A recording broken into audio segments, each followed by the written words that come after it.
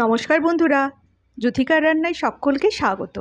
মাত্র 1 চামচ পরিমাণ তেল দিয়ে এই নরম স্পঞ্জি জলখাবারটা আজকে নিয়ে এসেছি।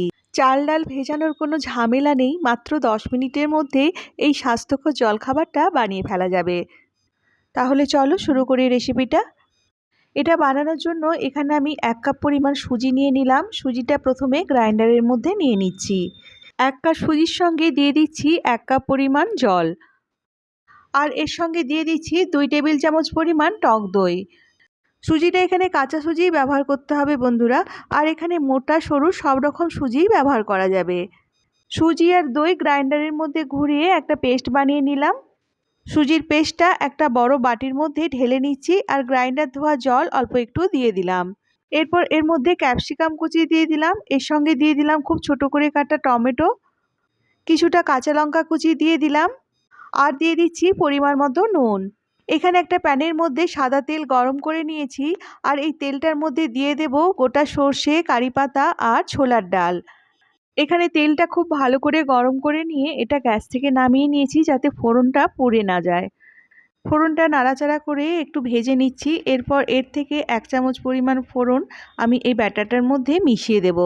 এই ফোড়নের তেলটা ব্যাটারটার মধ্যে দিলে এটা খুব সুন্দর একটা গন্ধ হয় আর খেতেও খুব ভালো লাগে।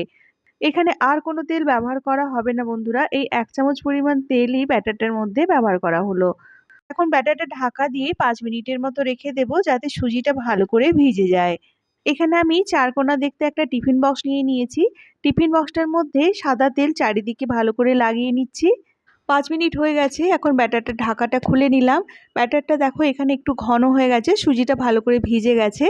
এখানে ব্যাটারটা বন্ধুরা খুব বেশি পাতলা হবে না, এটা ইডলির ব্যাটারের মতো ঘন হবে। এখানে আমি 1 কাপ সুজির সঙ্গে 1 কাপের একটু বেশি জল ব্যবহার করেছি। এখন ব্যাটারটার মধ্যে মিশিয়ে নিচ্ছি ইনো পাউডার। 1 চামচ পরিমাণ ইনো পাউডার ব্যাটারটার মধ্যে দিয়ে ব্যাটারটা একটু ভালো করে এভাবে মিশিয়ে নিচ্ছি। ইনো পাউডারটা দেওয়ার পর সঙ্গে সঙ্গে ব্যাটারটা অনেকটা ফুলে হালকা হয়ে যাবে।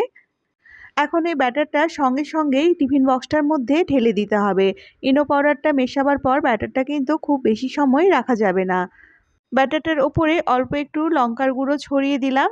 এটাতে দেখতে যেমন ভালো লাগবে সেরকম স্বাদটাও বেশ ভালো হবে। এদিকে একটা বাটির মধ্যে জল ফুটতে দিয়েছি আর জলটার মধ্যে একটা স্টিলের স্ট্যান্ড রেখে দিয়েছি। এখন বাটিটার মধ্যে স্টিলের টিফিন বক্সটা রেখে দিলাম। এরপর এটাকে ঢাকা দিয়ে 10 মিনিটের মতো স্টিম করে নিতে হবে। এটার সঙ্গে খাওয়ার জন্য একটা চাটনি বানিয়ে নিচ্ছি। গ্রাইন্ডারে ছোট জারটার মধ্যে নারকেল কুচি, ভাজা ছোলা আর 2টো কাঁচা লঙ্কা নিয়ে নিলাম। আর এর মধ্যে 2 টেবিল চামচ পরিমাণ জল দিয়ে এটার একটা পেস্ট বানিয়ে নিলাম।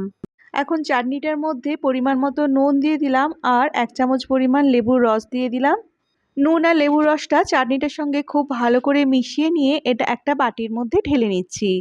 এদিকে সাদা তেলের মধ্যে যে সর্ষে, কারি পাতা আর ছোলার ডালটা ফোড়ন দিয়েছিলাম, সেই তেলটা কিছুটা রেখে দিয়েছিলাম, সেটা এখন চাটনিটার মধ্যে দিয়ে দিলাম। তেলটা উপর নিচ করে চাটনিটার সঙ্গে ভালো করে মিশিয়ে নিলেই চাটনিটা তৈরি হয়ে গেল। এদিকে দেখো 10 মিনিট হয়ে গেছে, ঢাকাটা খুলে নিলাম।